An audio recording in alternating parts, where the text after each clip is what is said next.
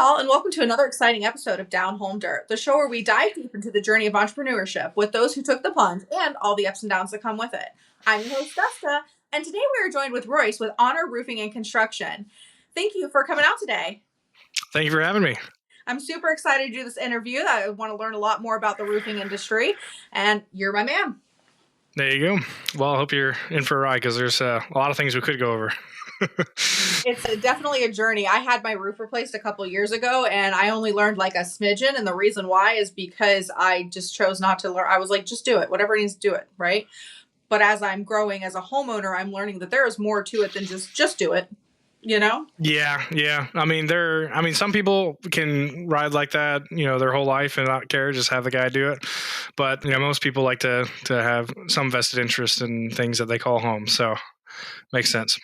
No, absolutely. And then that kind of came whenever I had a home inspection done about 3 months ago, and they were like, "You have a wave," and I was like, "So I have to know more than I know? Okay, good to know."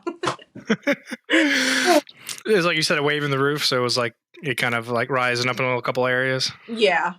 I had Okay. it checked out and it was fine, but it was like that, the home inspector was trying to tell me that the different ways, and I was like, don't get technical with me right now. Just say to call the guy. I got it.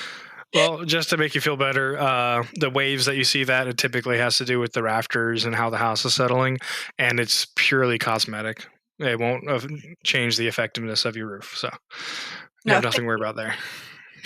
I appreciate that because I was like, ocean waves. I know that much, but let's start with you telling us about yourself. Like, where are you from and how long have you been in the Triangle?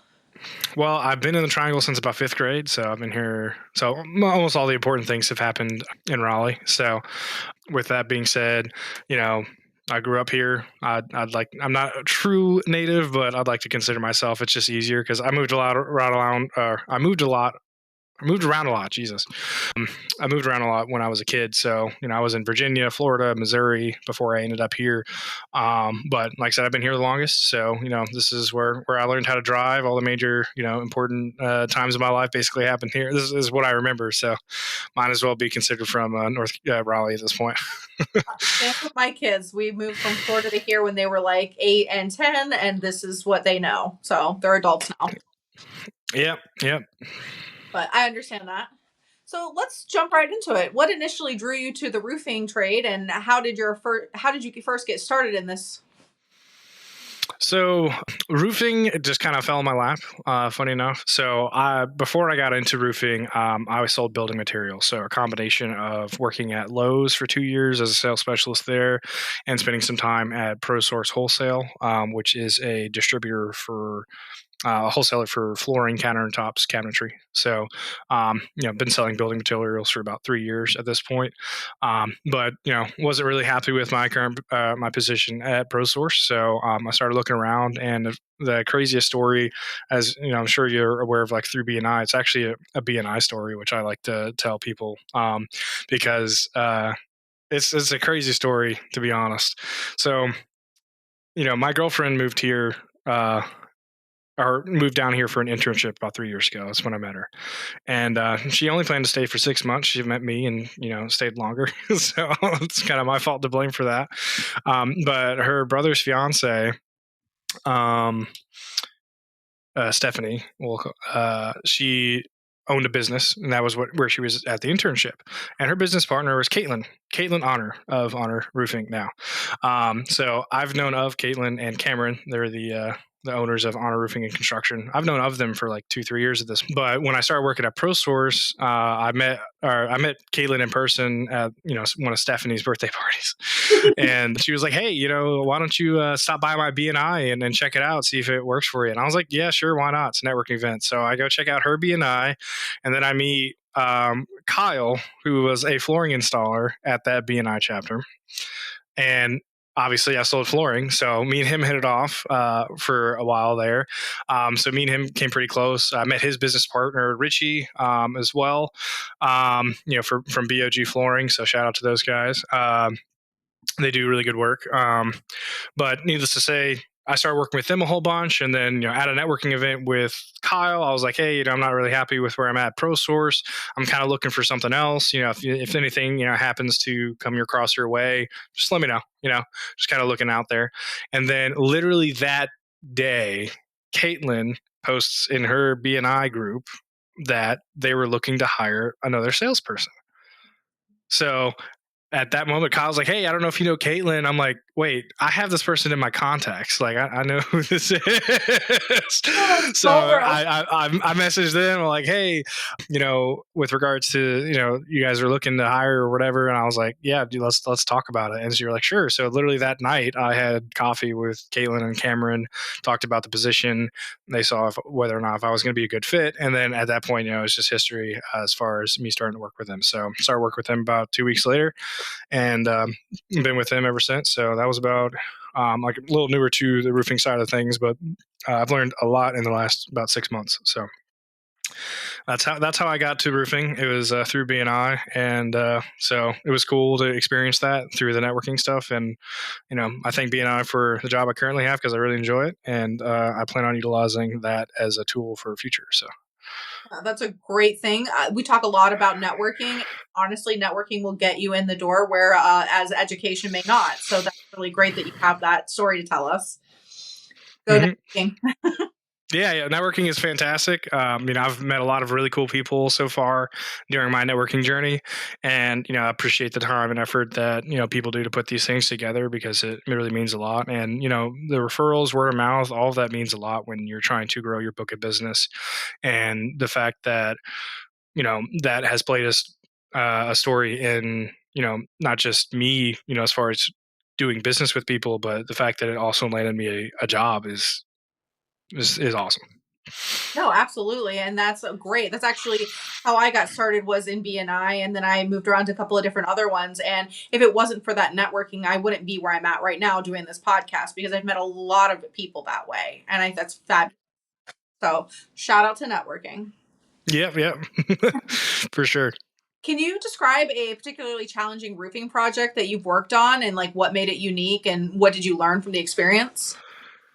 So I would say, as far as like roofing being challenging, I would say at the end of the day, it's not really challenging with regards to like difficulty level. I'd say roofing's actually relatively simple, but it's not easy. That's where the difference comes in. So, like, I mean, there are situations where that I've experienced so far where, whether it's like a real estate transaction or trying to repair somebody's home, at the end of the day, it's like the challenging things that I come across is that when people aren't ready to have this kind of issue.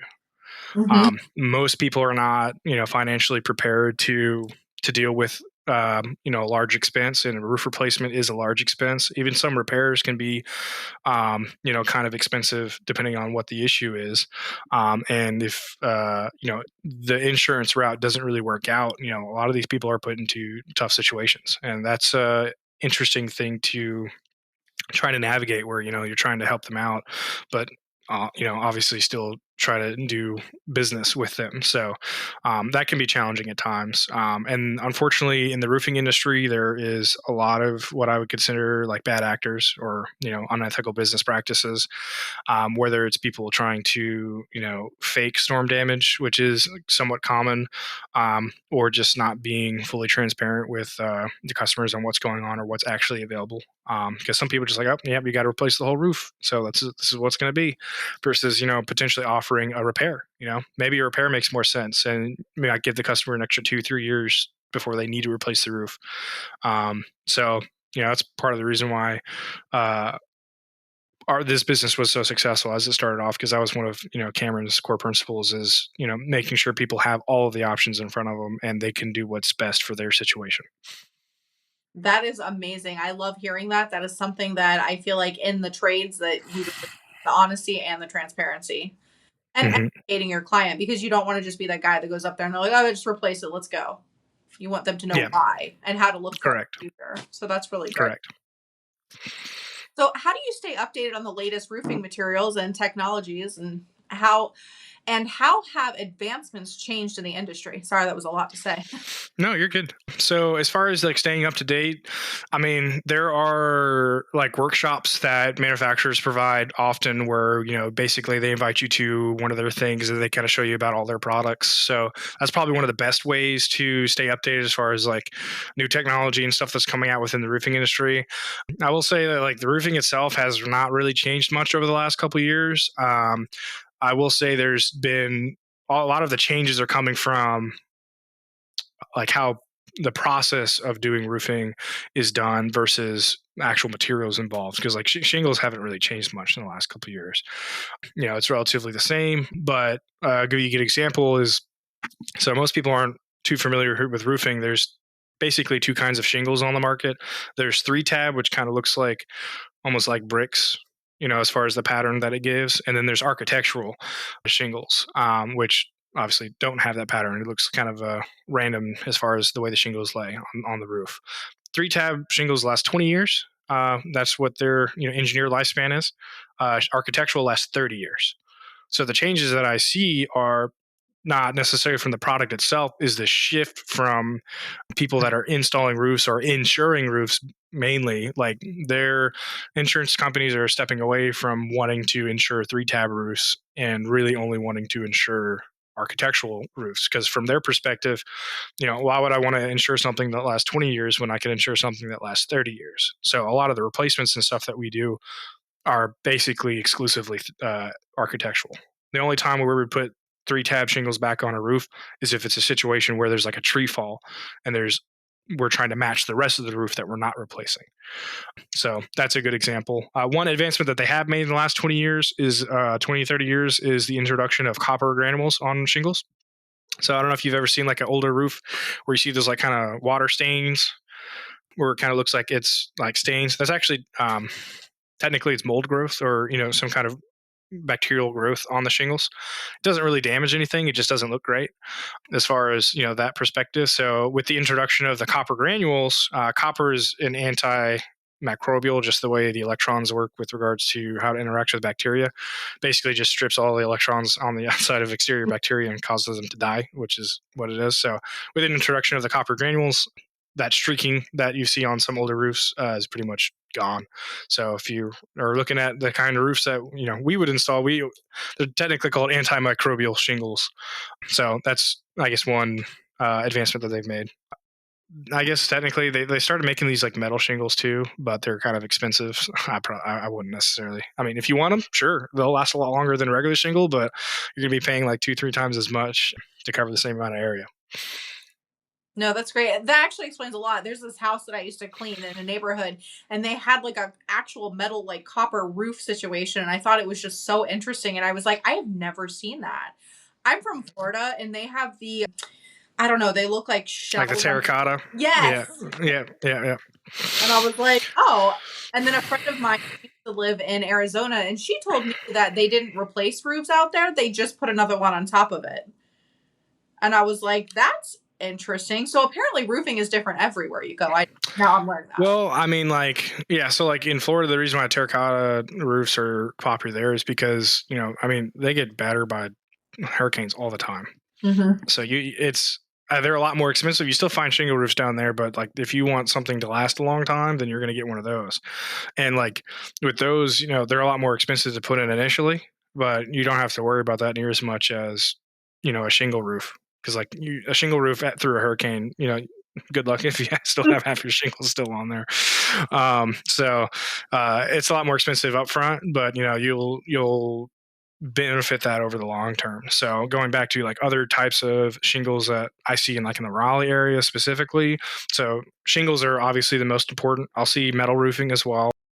You see that's more popular in like rural areas. And then like the higher end roofs, there's the wood slat roofing. I don't know if you've Oh seen those before. yes. Those are so Those look. pretty. I personally like the aesthetic of those a lot. I think they look really Mhm. good, but they're also expensive. They pretty much give like a lifetime warranty. They're supposed to last like 50, 100 years, something like that. And then there's the Lamborghini of roofing, like the slate roofing, which is basically very similar to the terracotta. So it's basically you're putting rocks as your roof. You get these, pieces of slate that create the roof, and those are like it's like that outlive the wood in the home, to be honest, as far as longevity of those things. So but you're also paying for it, so Mhm. there's most definitely a cost versus benefit.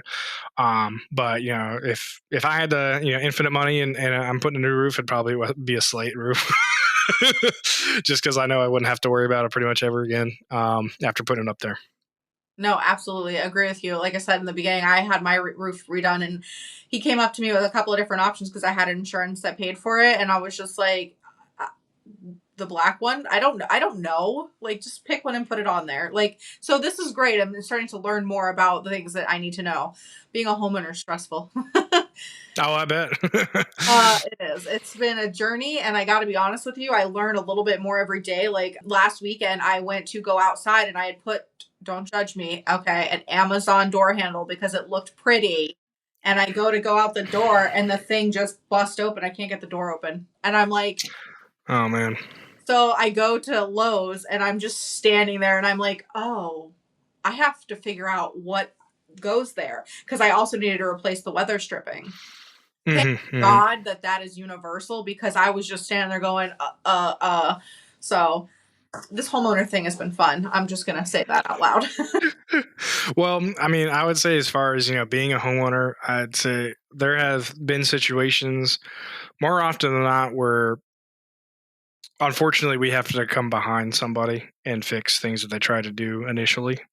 And being in that situation kind of sucks because like you already tried it and then you mess it up. I made the same mistake trying to fix that with my car the other day. Ended up having to take a shot and take it to the shop and spend a lot more money than I intentionally would have had done if I just taken it to the shop to begin with. But at the end of the day, it's like, all right, you're if unless you are a professional in that field, it really does make a difference to just have somebody that knows what they're doing come out and take a look at it and make sure that you're making the right decision with regards to your home. Because aside from like maybe changing out a dead outlet or something like that, they're especially when it comes to like especially the roof side of things or like plumbing, if you do something wrong there, it's not just like it can be a much bigger problem, as far as Yeah. like a leaky pipe will it could cause thousands of remediation problems, especially if you don't know what's happening, right? So yeah, it most definitely pays to get somebody that knows what they're doing to take a look at, especially if you're truly concerned about it. At least get a recommendation. Yeah. No, absolutely. I agree with you 1,000%. There's a very few things that I will fix on this house myself, and the door was one of them, and that's as far as it goes. The rest of the time, I'm calling a professional. I ain't doing it. So moving on, what are the most common misconceptions people have about roofing and roofers? I think the biggest one has to do with how claims work with working with insurance. So I'll give you a common example. Somebody calls in and is like, "Hey, I'm trying to get my roof replaced because all my neighbors got their roof replaced and insurance paid for all of it." It's like, Yep. they kind of like, I want to be a part of that, right? So they call their insurance and they get somebody to come out there and take a look at it, and it's like, all right, cool. Well, you don't. Uh, this is just an old roof. We're not going to help you out. Thanks for filing a claim. Let me increase your premiums. It's like like Yes. that is a common situation and it sucks to be in. I don't know why people when they have issues with their homes, because like think about it this way: if you have a leaky pipe or a water line breaks or something like that, who do you call first? Not my dad. Not your dad, but it's a plumber, right? You call a Yeah. plumber, somebody that can stop leaking immediately. I don't know why, but when something goes wrong with the roof, who do people call? Their Insurance. insurance company. Their Yes. insurance company. Yeah, it doesn't make any sense. I don't know, like any other issue. If your electrical outlets, flashing lights, you're calling an electrician. If your plumber goes bad or something goes wrong with that, you're calling the plumber guy. If something like all the other areas of the house, for some reason, the roof, people call insurance first. I don't know why. That's just the way it is. So my recommendation to anybody listening would be to, if you have an issue with your roof, call a roofer, because they will be able to decide for certain whether or not it makes sense to get insurance involved, because insurance only pays out for storm damage. If you don't have legit storm damage, you're just filing a claim for no reason, and unfortunately that's going to follow you around for the next 7 years. Even if you decide to change insurance companies, all that stuff is public information. So if you just file a claim for what you think might be storm damage and it's not, then you're just helping insurance companies abroad charge you higher premiums. So call a roofer first, have them take a look at it, and get their recommendation on it. Now, that is kind of like a double-edged sword, because you also have to trust the guy that you're bringing out to do that, right? So do your due diligence, make sure that it's a reputable company, because I guarantee you, if you think there's suspected storm damage, most roofers will come out there and be like, "Yep, sure is. Let's go ahead and get her going."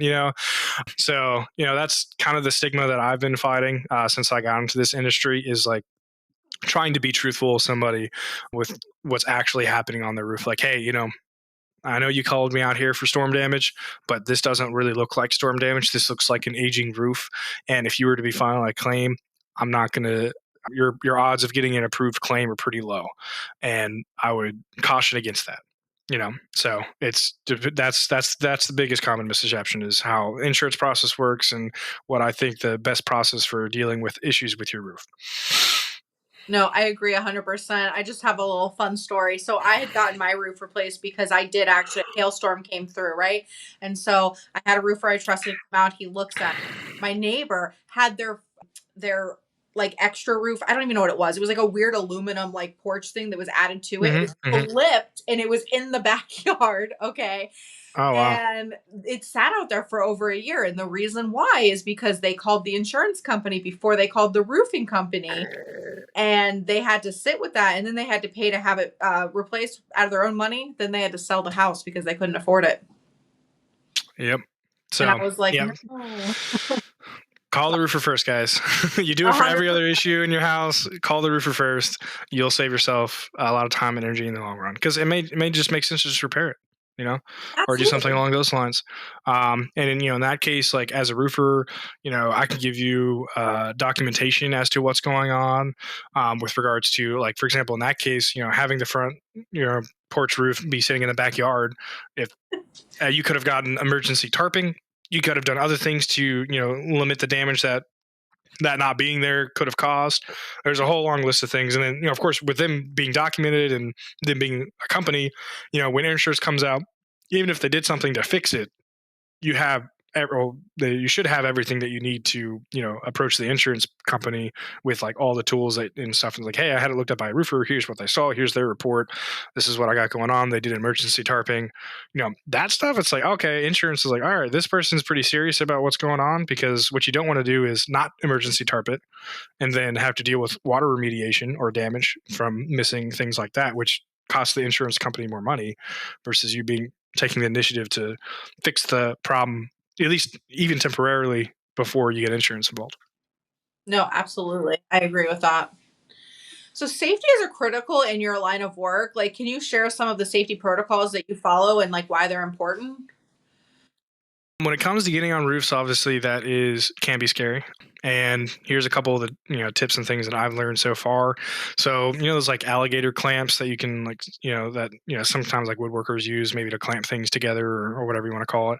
So if you're putting your ladder up against a gutter, you can literally clamp your ladder to the gutter. So if once you get it up there, it makes it kind of difficult if there's a gutter guard, but just by doing like that, you don't have to worry about your ladder falling away from you or getting stuck up there without a way to get down. And it also makes it a lot more sturdy. So when you're getting on and off the ladder, again, you don't have to worry about the ladder really moving that much. So that's a simple thing that you can do. As far as like, flat roofs are a lot safer, obviously, but if you have to go on something steep, the safest thing is to get what almost like a foam pad is the best way to put it. Kind of like a couch cushion almost, but when you're working on a shingle roof, that foam pad will grip the shingles like no one's business. And as long as you put your center of gravity or weight in the center of that foam pad, you're pretty sturdy as far as like being comfortable and not like worrying about sliding or doing anything like that. Always take extra caution when you're on older roofs, because the granules that are on the shingles become loose, and Mm. sometimes it will. I mean, imagine like I don't know if you've ever like slipped on like a gravel slope or something like that. Once those things start rolling, it's very similar, just a lot smaller scale. And older roofs can be a lot more dangerous to climb on. And at the end of the day, it's like, yeah, these are tips, but like consult a professional to go on the roof. Don't, like, it's not worth it. Like even myself, if I don't feel comfortable, I have a drone. Right, I can just send a drone up, take pictures that way. If it's something super steep, because like I even myself, if the roof's too steep, I don't even go on it. It's not worth it. Because like when we if we have to do a repair or something, we're going to bring out materials and safety equipment to facilitate that.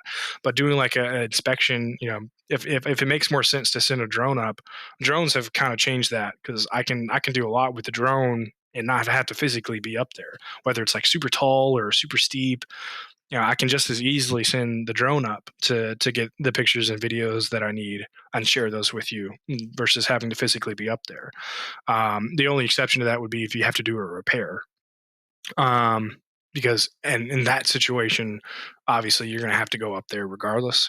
But it's that situation. There are other safety things like getting a harness and securing yourself to the other side and making sure the rope goes all the way over the roof, and there's other safety procedures. But like if you're thinking about doing all that, just get somebody to do it for you. It's like get one of us, or somebody that a roofer that you can trust that follows those things, because it can be dangerous. And depending on how tall or steep the roof is, like it is not worth, even if you're trying to like put something like Christmas lights up. like they're like somebody like, I can do that. Well, yeah, you can do that until you can't, and then that's going to be a very short story. So yeah, don't do that. It's not worth it. It's not worth it. No, it's not. I hire out for that. Not it. Mm-hmm. I I know a mean, like guy. even if I don't get, even if I'm not comfortable doing something, I would much rather come down and be straight with the customer and be like, hey, your roof's really steep. I don't feel safe. I'm gonna send the drone up, see what I can do with that to figure out what's going on. But with regards to doing anything, I'm not gonna do it right now. I'm gonna wait till we can get some, because like I have basic stuff with me when I'm doing inspections. I don't have like the full basically contractor set up for doing repairs. So I do what I can at the moment, but at the end of the day, if it makes more sense for us to send the official repair crew out, then that's what we're gonna do. No, absolutely. So, how do you assess the condition of a roof, and like, what are some of the red flags that homeowners should look out for? Well, I mean, the easiest thing that you can notice from a homeowner's perspective is a missing shingle. Um, that's relatively easy to spot. Crease shingles are a little bit tougher. You have to know what you're looking for. But the crease shingle is basically one that has been, due to wind, been flapping, right? And it gets a crease line. It's if you know, like it's relatively easy to spot if you know what you're looking for. Um, but that is the beginning step of a missing shingle, because that flapping action will eventually cause a large enough crease to where the wind will eventually be able to tear it off, because it weakens that spot. So yeah, missing shingles is the easiest thing to spot. But with regards to like the aging of the roof, like it's kind of hard to just like look at a shingle and be like, oh yeah, that's how old it is. There's Yeah. a couple other factors, like southward facing roofs age a lot faster than northward facing roof, because the sun is terrible. It will beat down on things a lot harder than you would expect. So there's a couple situations where we've done insurance claims where we only replaced the south side facing roof because the sun had done enough damage to that where it basically aged way faster than the north side. So that was like a partial claim situation. Um, so that's something. Keeping your limbs from trees, if you have tree cover, keeping them off the roof from, because during high wind situations, those branches kind of scrape across the roof and cause damage. And, it might just look fine sitting up there, but you know, making sure that you keep that stuff trimmed and well far away from touching the roof is another good thing that you can do to extend the lifespan of your roof as well. But as far as like figuring out how old it is, I mean, hopefully you have some builder documentations to know exactly how old your roof is. But if you have a 3 tab, 20-year engineer lifespan. Expect those guys in okay conditions, which is what I would consider average, to last anywhere between 15 to 17 years. So that's kind of like that time where you start seeing issues start to prop up. Architectural is like 25 to 27. Um, yeah, so it pays to do architectural shingles at the end of the day. If you need to do a replacement, like the cost difference is like 5 to 10%. So you're paying just a tiny bit more to get almost double the lifespan. It's worth it every single time. That's amazing. I did not know that. So I'm gonna make sure that my next house I pay attention to that. hmm Even you see with, sorry, go ahead. Oh, I was saying, how do you manage client expectations, especially when it comes to like budgets and timelines? So, I mean, as far as budgets and timelines go, obviously we have like a lead time for larger projects like full installs or large repairs, and we try to work around it by just being straightforward. Like, hey, our expected install date is tentative, depending on what's going on. Because one thing that our business has to kind of work around is storms. If it starts raining, we're not replacing your roof during the rain. It's way too dangerous. The conditions are not good, and then we also have the added problem of getting the inside of your house wet as we're taking things off. So you have to allow some amount of flexibility when it comes to scheduling, roofing repairs and things. Just because we're kind of at the whim of the weather being. With that being said, we have smaller crews that do repairs. So depending on how big the issue is, like I myself, when I'm doing inspections, I'm trained to do small repairs. So if it's something that I can knock out within like 30 minutes to an hour, I typically come back down off the ladder and be like, hey, customer, this is what I found. If you want, I can fix this right now and we can, be done right here. And that's something that, as far as being, a salesperson, it's great for me to be able to offer that service because I know one thing that's kind of hard to navigate is like, all right, well, I figured out what the issue is. We'll schedule you 2 weeks from now. And then you as a homeowner is like, well, what if it rains between now and the next 2 weeks? And then you start like thinking about, well, what's going on? So being able to like go up there, come back down, hey, this is what it is. You want me to fix it? Yes. And then just be able to do it right then and there. It just makes a big difference. Because most of the time with leaks, it's just like a small thing, whether it's like a pipe boot issue or maybe just like a nail pop or whatever it is. Maybe just need to throw some caulk in there. Most of the small leaks are relatively easy to fix on the spot. So being able to, me myself, be able to do that on the spot is huge. Fabulous. I know you see me leaning down. My little dog is being very needy right now, so I just want to apologize. I'm over here trying to make him feel better. He's whiny.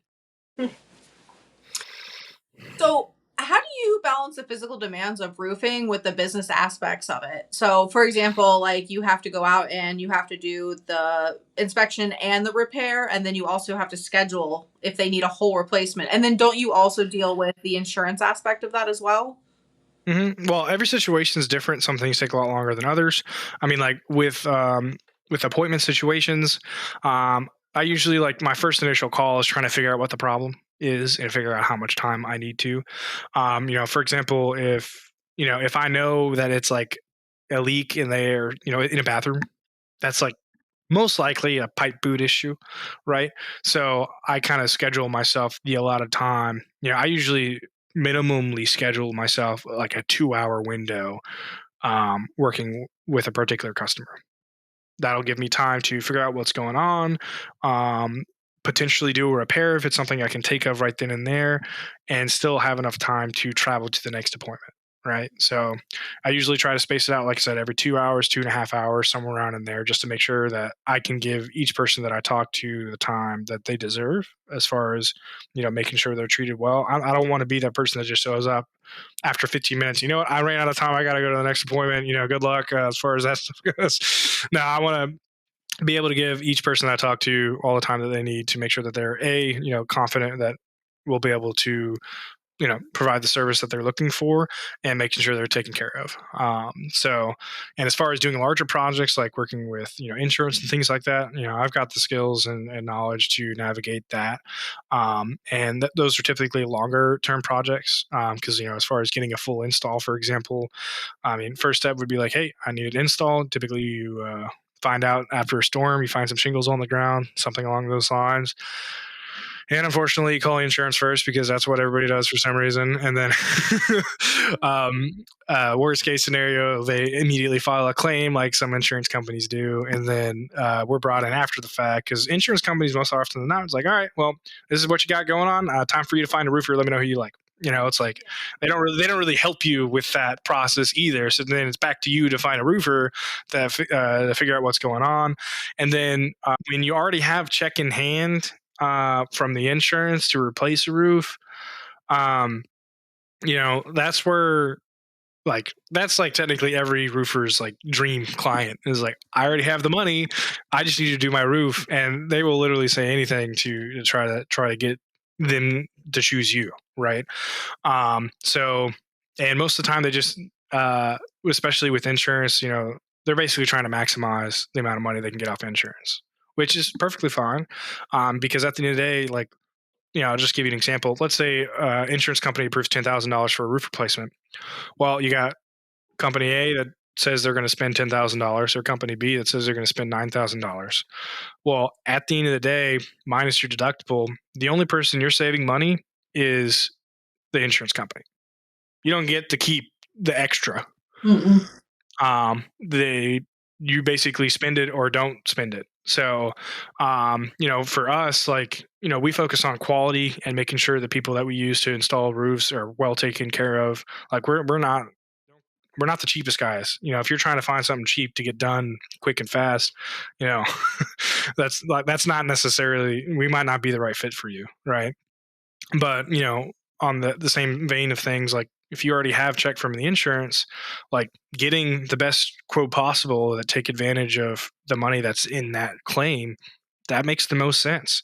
So like for us with our typical process, we usually give customers a good, better, best on a full roof replacement.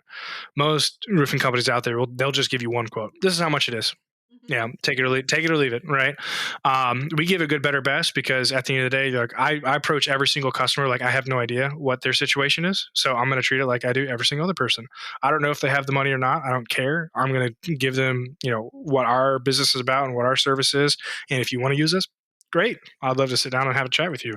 If you're looking for the cheapest guy to do it or get it done, we're probably not that person. But you have to ask yourself, why are they cheaper? What corners are they cutting to make that roof go up, right? Because like we install roofs like we would on our own home. We're doing because there are things that aren't required by code, but I feel like are really nice. A good example is drip edge. It's not required at all. Most new home builds do not have drip edge installed because that's a corner that can be cut that doesn't cause any issues short term that you don't have to do. It's not a step that's necessary, but over the long term, pays dividends. It's basically this little metal piece that goes underneath the shingle on the edge and overlaps the gutter, and it protects your fascia. That board, yeah, yeah.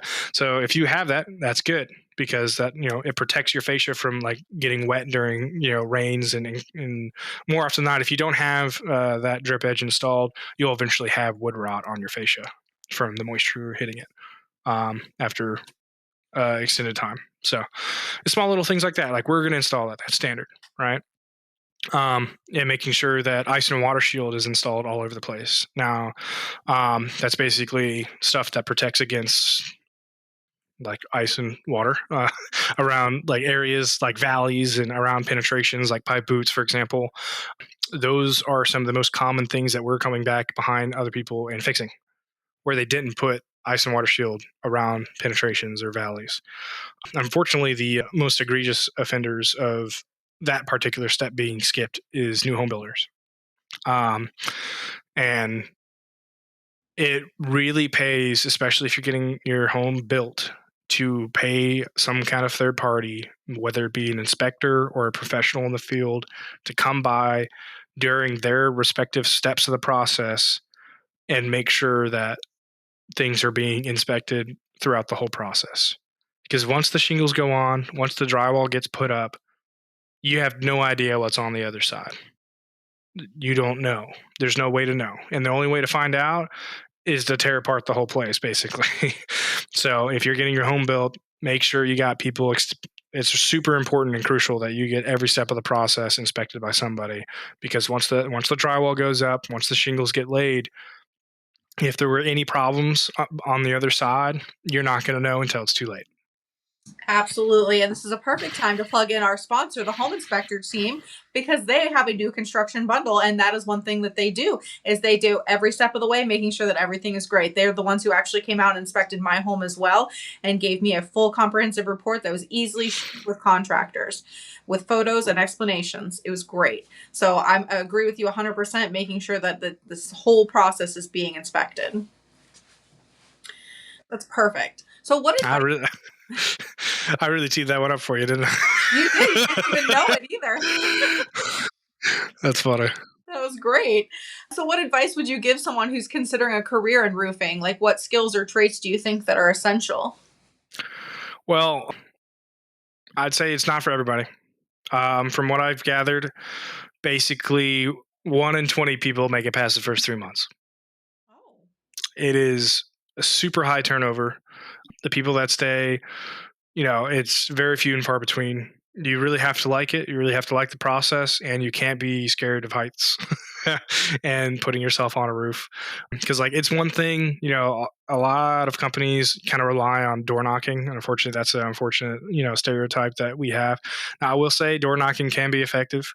I've done a little of it myself. I'm preferring to uh, utilize my network to generate business, through the networking side of things.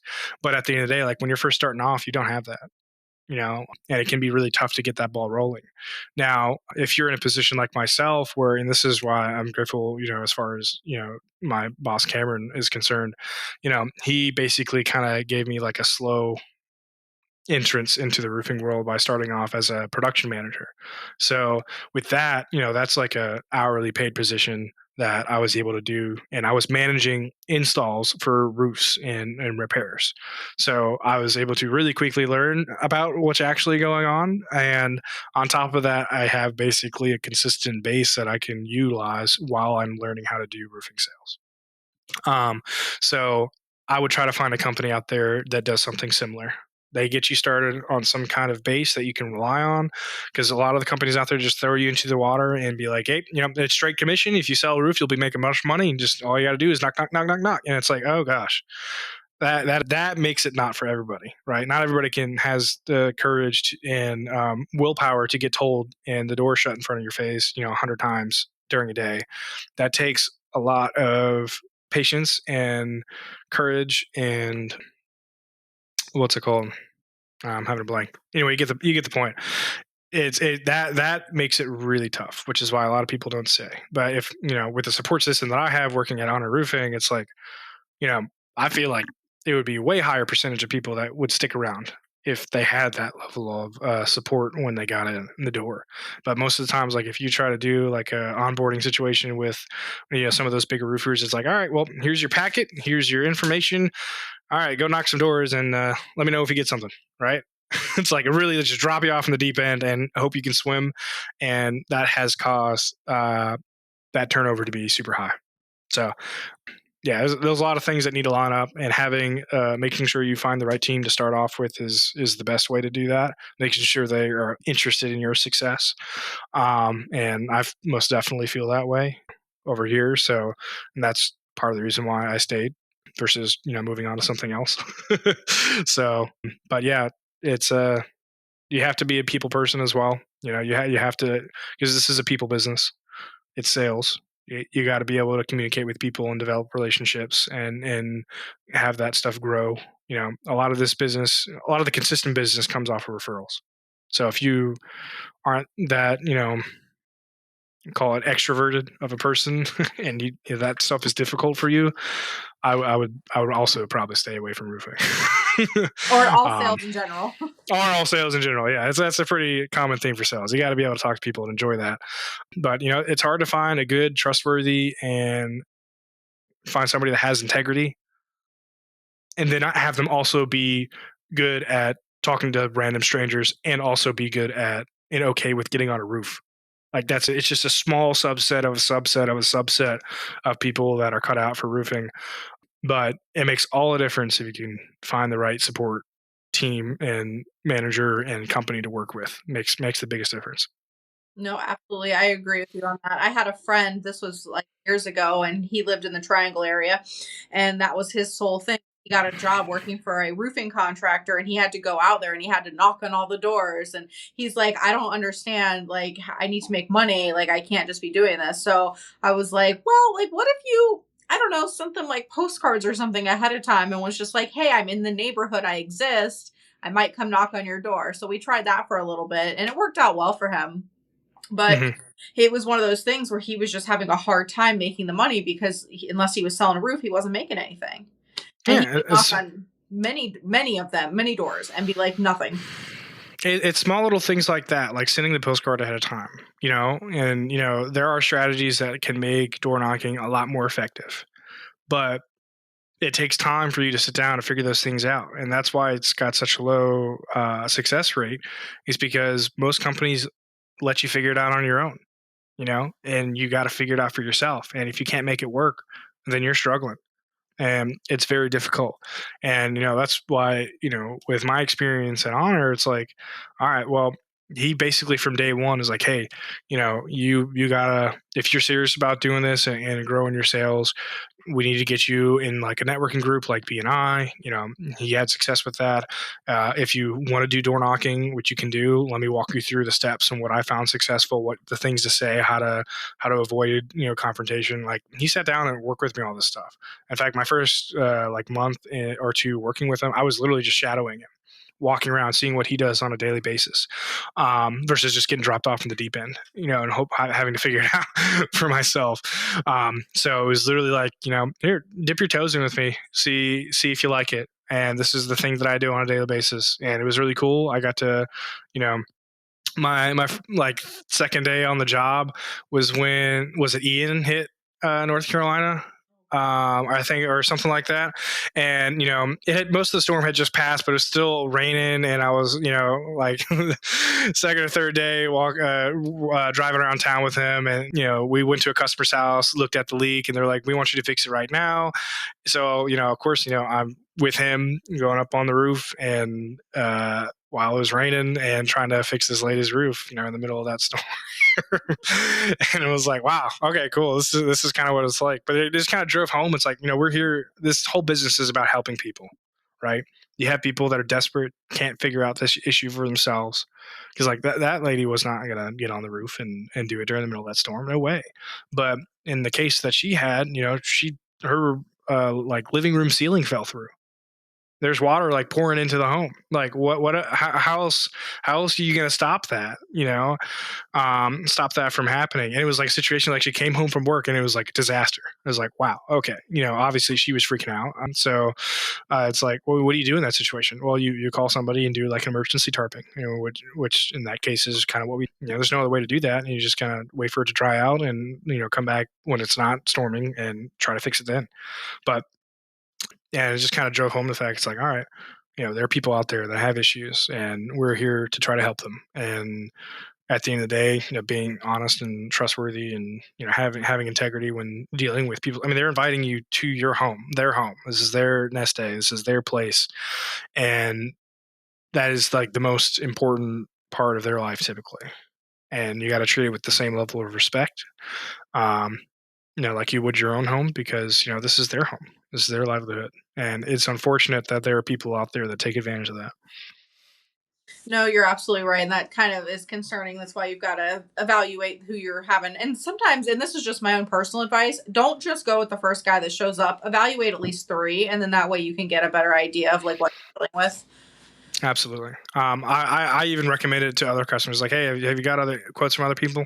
I would at least do that, And for me, like the fact that I'm willing to say that just kind of shows me, like, yeah, I'm not worried about what other people are going to say, because I stand behind the business that I have, and I stand behind the ethics that our business provides to customers. And it's like, if you get from other quotes from other people, that's fine, because I know what the kind of business that we have and this what we stand behind, and I'm not concerned at all. And that's the kind of person that you would want to work with, because like whether you work with me or work with not, I'm already busy.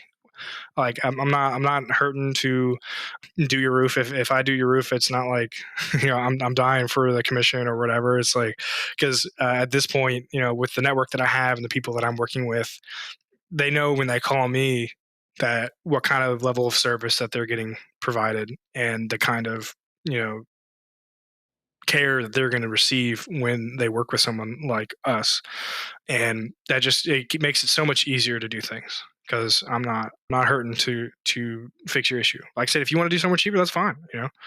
Go ahead and do something. Like that's your decision. It's your home. I'm going to allow you to do that. I'm not gonna harp you on it. You got to do what's best for you. If you think going with a cheaper person is the way to go, then that's fine.